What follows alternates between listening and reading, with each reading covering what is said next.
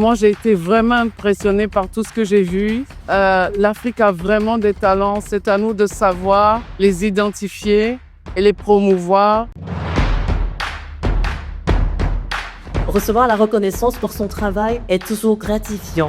Et Mentor Afro, impressionné par la qualité de votre travail, impressionné par votre implication, vos performances et vos réussites, met un camp d'honneur depuis maintenant 2 années à vous honorer et vous célébrer en vous décernant des awards. Bienvenue à la nuit de la célébration de l'Afro Excellence. Victime ainsi que je vous prie de recevoir avec les ovations, s'il vous plaît, mesdames et messieurs, pour son mot de bienvenue.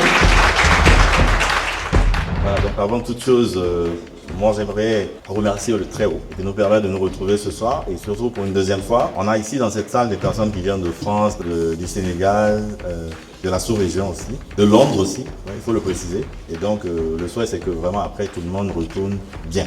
Voilà. Mentor Afro, c'est une opportunité de développement durable pour l'Afrique. Je ne veux pas être quelqu'un qui est pessimiste, mais pour dépeindre un peu la réalité. Et la réalité à 2100.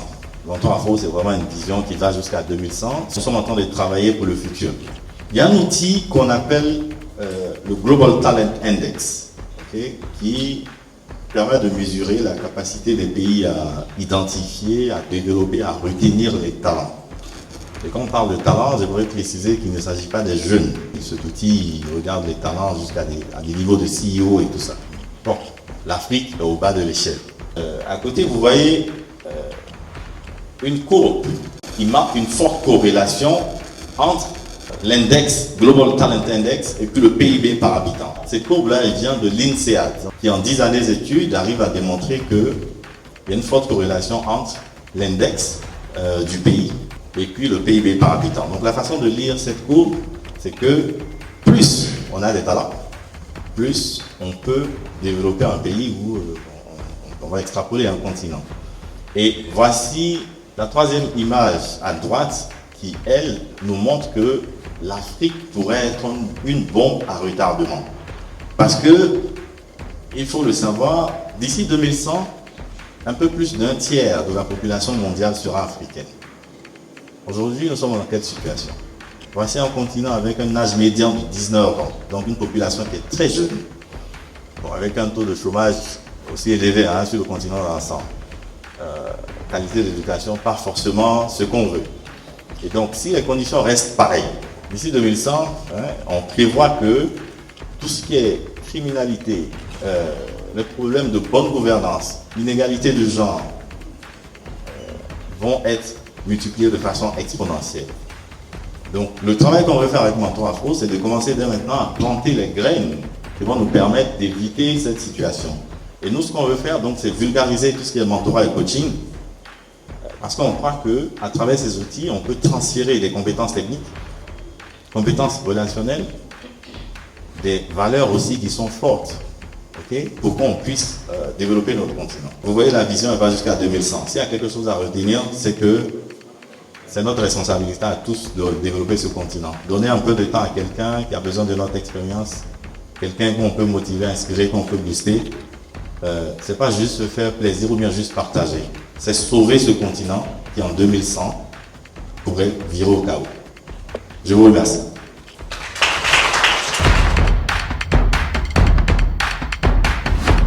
Lorsque j'ai rejoint Harvard Business School, j'ai eu un coach exécutif qui a travaillé avec moi pendant 4 mois. Et cette dame m'a challengé énormément sur cette question de visibilité. Parce que je refusais complètement de parler de moi, de dire quoi que ce soit. Pour moi, c'est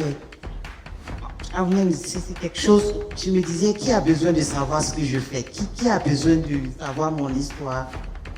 Et elle m'a fait comprendre que, écoute, tu veux changer, tu as une vision très claire.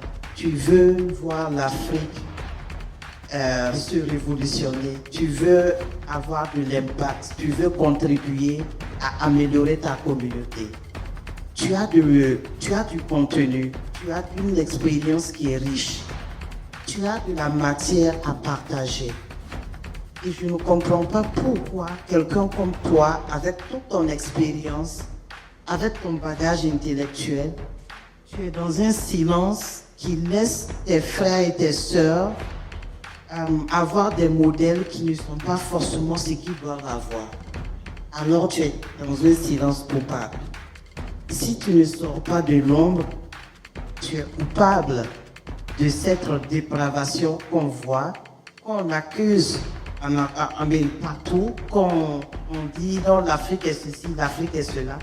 C'est des personnes comme vous qui êtes coupables et qui ne veulent rien faire pour aider l'Afrique. Et ça m'a vraiment travaillé énormément.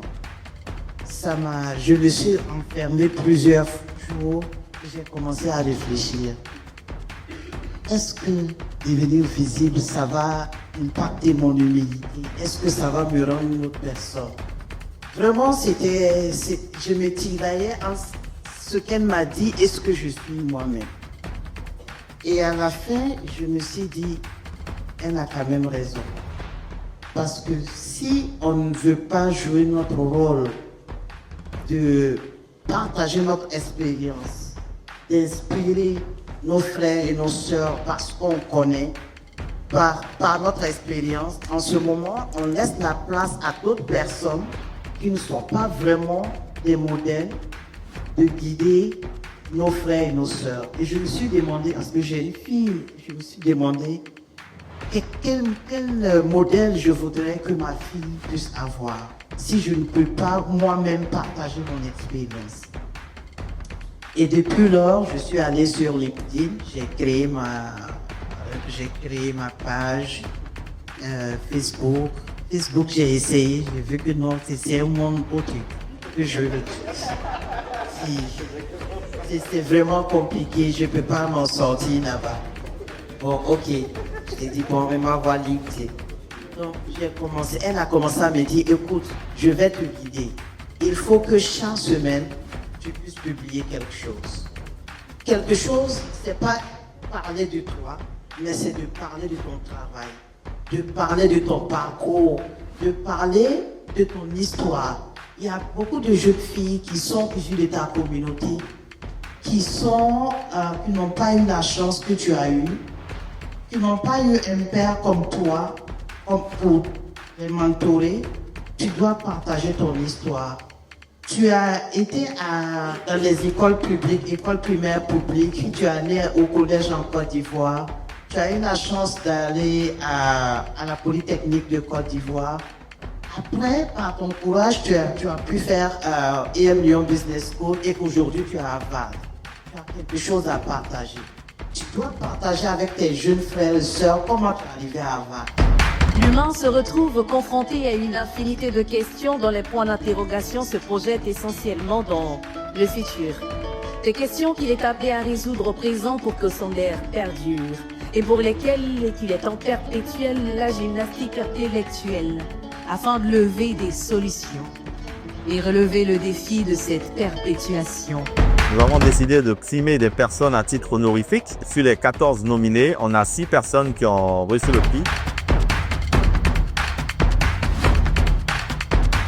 Nous avons essayé de partager notre expérience et notre vision sur ce que c'est que le mentoring et le coaching. Il faut permettre à tout le monde d'avoir des astuces, des méthodes et celles que nous on a recommandées, c'est à la fois le mentorat, le coaching et puis la visibilité. Et permettra d'aller de l'avant. Ce sont des astuces descriptives qui changent un peu des normes auxquelles on a été habitué pour se démarquer et puis construire une belle carrière. Et j'ai été vraiment honorée de cette reconnaissance par Mentor Afro. Je trouve que c'est une très belle initiative que de célébrer le leadership africain, de reconnaître des personnes qui s'investissent pour leur communauté, qui essaient de se démarquer. Recevoir ce prix aujourd'hui à Abidjan, pour moi, c'est une immense honneur. J'ai dédié ce prix à tous mes collègues, à ma famille. Ça a été une très belle soirée, surtout pour nous qui avons été nominés. Une soirée qui a reconnu l'importance d'un certain nombre de valeurs comme l'intégrité, la résilience, toutes ces valeurs qui vont nous permettre de construire une Afrique résiliente et une Afrique leader.